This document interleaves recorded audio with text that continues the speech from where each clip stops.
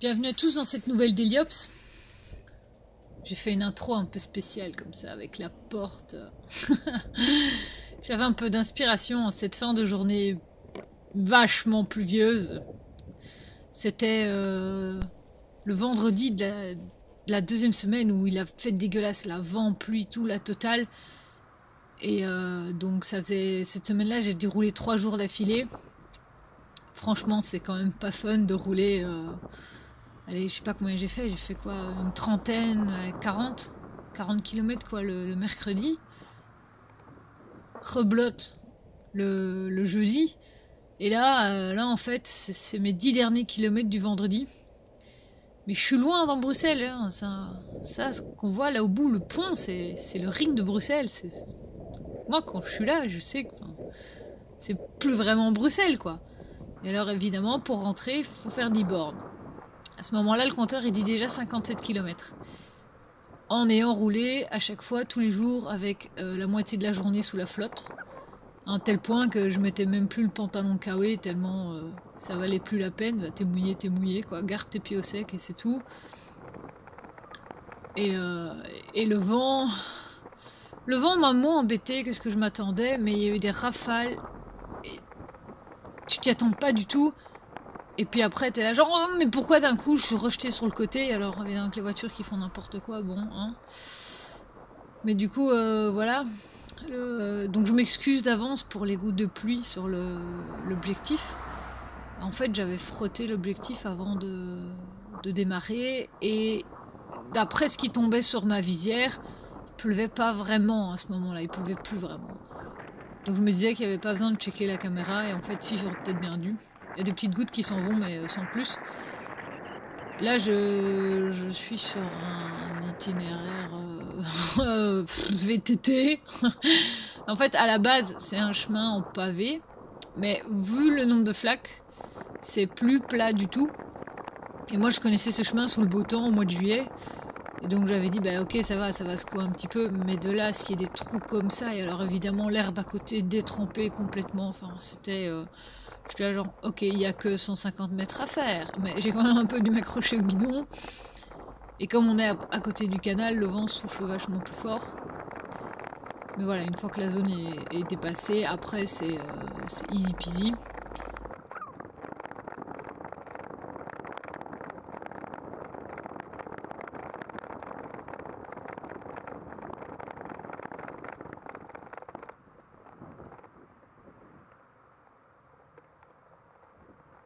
Alors vous pouvez reconnaître l'endroit, parce que c'est là que la nomade sédentaire, elle a été dans une de ses Deliops.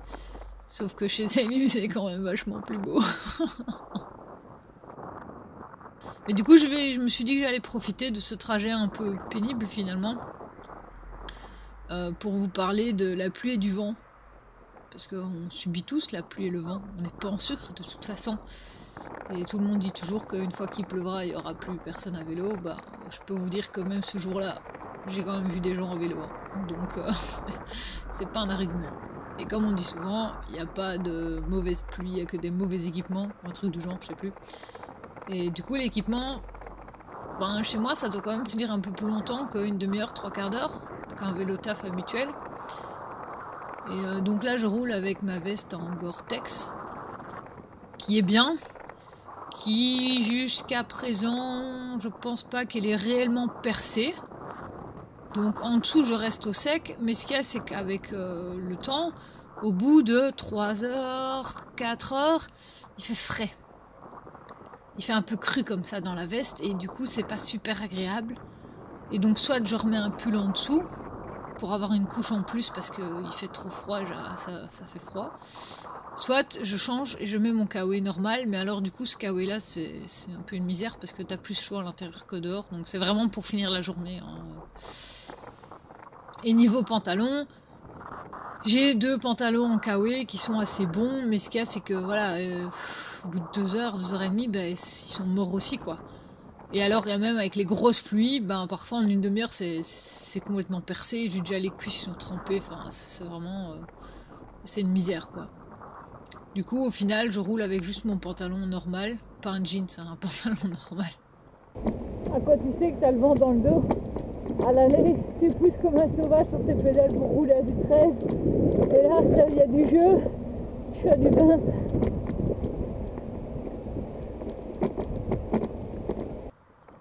Donc j'ai un pantalon normal tout bête qui du coup en fait est quand même un petit peu... Enfin c'est un pantalon de rando de chez Decathlon je crois à la base, un truc du genre, enfin je sais plus. J'ai trouvé un jour dans mon armoire, je me suis dit que ça ferait l'affaire. Et du coup il sèche assez vite en fait, donc je peux prendre la pluie et puis je peux rouler une demi-heure, 3/4 d'heure et ça sèche progressivement. Alors en plus avec le vent qu'il y avait par contre là j'étais contente, en 15 minutes c'était sec. Comme quoi le vent c'est bien. Mais voilà, donc le plus important reste de garder les extrémités au chaud, fatalement. Donc sur la tête, j'ai toujours que mon casque, mais qui finalement garde quand même vachement chaud. Et du coup, là, je suis contente. Au pied, j'ai mis mes grosses chaussures. C'est pas mes petites baskets en tissu où ça passe à travers. Là, non, c'est les grosses chaussures type militaire comme ça, où là, il y a rien qui passe, quoi. Je crois que je mets les pieds dans une flaque et c'est encore au sec, quoi. Et alors il y a les gants, là j'ai mes gants mid-season tout simples de chez Decathlon.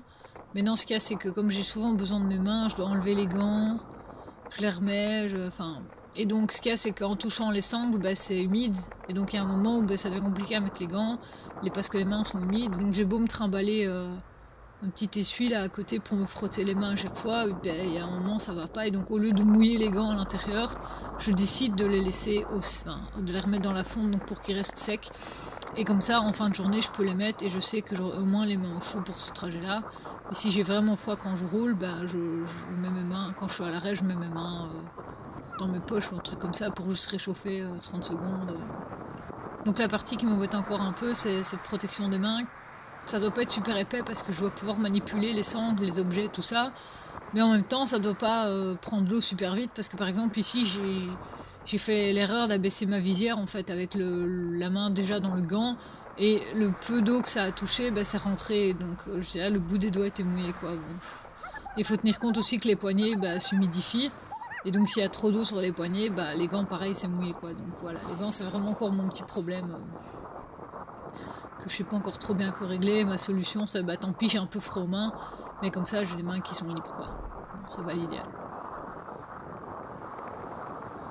Je vous ai dit qu'il y avait du vent. Alors là, je suis contente parce que, en fait, je l'ai dans le dos. Mais à l'aller jusqu'au Serie A, ça rigolait moins. Ça rigolait vachement moins. C'est ce que je disais un peu plus tôt dans la vidéo. Je poussais sur mes pédales. Je me suis dit, allez, au moins j'avais chaud, hein, parce que je poussais. Hein. Puis à un moment, je regarde le compteur. 13 km/h. Je m'allais quand je pousse comme ça, normalement, je fais 2 fois plus, quoi. Et ça n'avançait pas. Alors, tous les gens que je croisais, par contre, avaient facile. Bah oui, j'ai réalisé dans l'autre sens, quoi. Là, j'étais même pas... il me restait encore 3 vitesses, je crois, avant d'être au bout des vitesses. J'étais déjà facile à 22, 23. Je suis même montée, je crois, jusqu'à 28. Et j'étais là, genre, je poussais pas, quoi. Ok. Ça fait plaisir, hein. Et je pense qu'au final, j'ai préféré l'avoir dans le dos comme ça pour retourner jusqu'à la maison. Parce que sinon, je crois que de face, là, les 10 derniers kilomètres, ça aurait gentiment bien ramé, quoi. Alors à partir d'ici, normalement, vous devez reconnaître, parce que j'ai déjà montré dans une autre d'Heliops, c'est le canal, tout simplement. En fait, c'est le même canal qu'avant. Sauf que là, bah, je vous ai déjà montré ça dans la d'Heliops 2. Avec les speed pédalec, hein. Et ce qu'il y a, c'est que vous voyez qu'il y a beaucoup de trafic. Alors en temps normal, avant on a vu les trams, bah, c'est toujours comme ça. Mais non, ici c'est un peu plus embouteillé parce que c'était aussi le jour de la super grande marche pour le climat, le vendredi là. Et donc à droite, on a le centre-ville et personne peut aller par là, tout est bloqué encore par la police. Même à cette heure-là, il était 4h15 ou quelque chose comme ça, je crois. Et donc ils étaient encore en fin de dislocation de la manifestation et du coup tout était encore bloqué et voilà, fin de manif, début d'heure de pointe du soir, c'est gagné, c'est le bon combo bordélique, bordélique pour les voitures, pas pour les autres. Et donc il fait quand même toujours aussi moche et je me demande en fait si le compteur de cyclistes là n'a pas un problème parce que cette semaine là je suis passée 8 fois devant, un truc comme ça, 6 ou 8 fois, j'ai été comptée 2 fois. Et il y a d'autres cyclistes qui passaient devant moi, et pareil, le compteur réagissait pas, quoi. Donc je me suis dit, tiens, est-ce qu'il y a trop d'humidité ou quoi? Est-ce qu'il aime pas ça? Parce que celui à Van Pratt a fonctionné quand je suis passée, mais il y en a un autre que j'ai pris 2 fois. Je sais plus dire c'est lequel. Parce que c'était pas rue de la Loge, je sais plus. Et pareil, ça m'a pas compté, quoi.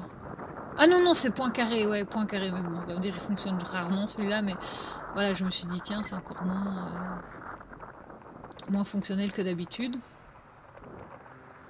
Et alors ici, vous allez avoir droit à une scène magnifique. Franchement, magnifique.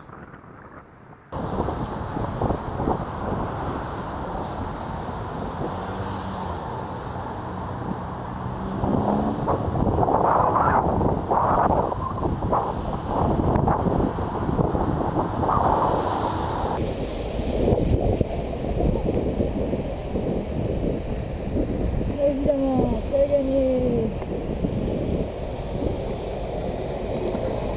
Hop, hop, hop. Hop, hop, hop. Putain. Les gars sont pépouses engagés dans le carrefour. Il y a quand même des lignes jaunes au sol, hein. En plus de la règle qui dit qu'on peut pas s'engager dans un carrefour quand c'est pas dégagé, hein. On remet des lignes jaunes au sol. Les gars, il y a un trou devant, j'avance. Je regarde pas le reste de la circulation. J'en ai rien à foutre, quoi. Et là, la sonnette, c'est pas efficace, quoi. Et là, je me suis dit, il faudrait que je regonfle le AirZone, parce que dans ce cas-là, je suis désolée, quoi. Ça fait assez agressif. C'est hop, hop, hop, hop, hop, ou de crier. Du coup, ils se sentent agressés. Du coup, ils sont pas dans de bonnes conditions pour parler. Mais en même temps, je vais pas me laisser rouler dessus, quoi. Je veux dire, non. Je me déplace pas à vélo pour me faire rouler dessus. Donc voilà, je me dis que le AirZone c'est assez agressif aussi finalement, mais au moins ils entendent et il y a la surprise aussi du fait que cet horrible bruit très fort sort d'un vélo en fait. Que là, tout ce qu'ils voient passer, bah, c'est une meuf à vélo qui gueule comme une hystérique quoi. Ouais, mais t'as pas avancé sur moi quoi. Je veux dire, bon. Allez, avec tout ça, je suis presque à la maison, enfin presque, encore 2 kilomètres. Et là, je sentais qu'il y avait un cycliste derrière moi. Je me dis, ouais, gars, on a de nouveau le vent de face là. Et donc, je me dis qu'il profite quoi. Je dis, allez, je veux bien, ok, vas-y. Et puis, il va me dépasser et je vais me dire, mais what? Donc, je pense qu'il me fait la roue pour profiter d'avoir moins de vent. Et puis, je pense, voilà. Et puis là, il me dépasse. C'était un vieux, pardon. T'as un monsieur avec des cheveux blancs à l'allure plus âgée que la mienne. Et le mec, il est passé comme ça, quoi. Il avait même pas d'assistance. J'étais là, genre, alors je veux bien que c'est une fin d'une grosse journée, mais il m'a laissé sur place, le gars. J'étais là, genre, mais what? Non. Bon, ça n'empêche que je le retrouve au feu. Mais voilà, pour le principe, j'étais là, genre, tu fais la moitié de la montée dans ma roue, puis tu me laisses sur place. T'as pas d'assistance et t'avais genre au moins 70 ans quoi.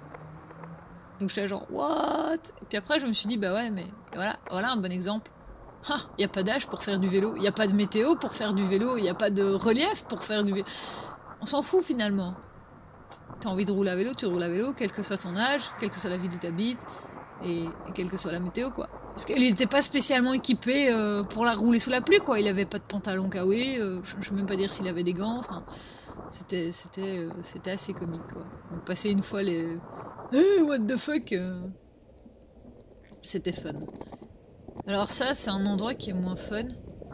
C'est censé avoir une piste cyclable de chaque côté. Donc dans l'autre sens elle est facile à prendre, mais dans le sens où moi je suis, avec les gros poteaux qu'ils ont mis pour faire ralentir les gens en fait, parce que le pont s'écroule et donc au lieu de payer des réparations, on limite la vitesse à 20 et on met des gros poteaux qui resserrent tout et donc les bus passent moins vite, ça fait moins de vibrations. Voilà. Alors ça c'était ma fin de journée, mon petit cri primal de fin de journée. Là, mais je l'avais vu venir hein, parce qu'en fait avant le carrefour, c'est pas de sa faute, avant le rond-point. Et je veux me déporter en fait parce que le revêtement est très très mauvais dans la piste, enfin, c'est tout l'arrêt du bus qui est dégueulasse. Et il arrive à ce moment-là et donc je suis un peu frustrée de ne pas savoir me déporter pour passer en n'étant pas sur les bosses. Et je me dis déjà mais allez quoi, bon c'est pas de sa faute, la route est faite comme ça. Mais dans ce cas c'est que ça veut dire qu'il me dépasse, il fait un demi-tour de rond-point et il oublie qu'il y avait un vélo derrière quoi. Et tiens, il y a un gars dans le chemin, je fais quoi? Pouf, je me mets à droite, je regarde à rien, quoi. Je laisse tomber, mec. Il y a 10 secondes, 15 secondes, grand max, tu m'as vu. Et tu veux me rouler dessus. C'est bon. Hein. Et puis de toute façon, là, j'étais crevée. J'y laisse tomber, mec. Je te gueule dessus, viens dire quelque chose. Après, j'ai vu sa plaque. CD. C'est corps diplomatique. Mais moi, j'appelle ça un connard diplômé. Parce qu'en général, ils font n'importe quoi. Parce qu'ils savent qu'ils vont rien avoir. Il faut arrêter les conneries, quoi. Donc, connard diplômé, ça fonctionne pas mal. Voilà, là, je suis quasiment arrivée. C'est la bonne heure du Carpocalypse. Et je vous avoue que j'étais franchement bien contente de me plonger dans un bain chaud et de manger quelque chose de chaud et de boire un chocolat chaud. Parce que là, j'en pouvais plus. Et cette semaine-là, la pluie et le vent m'ont plus fatigué que les kilomètres, en fait, finalement. Donc voilà. Allez, à plus et prudence sur la route, hein.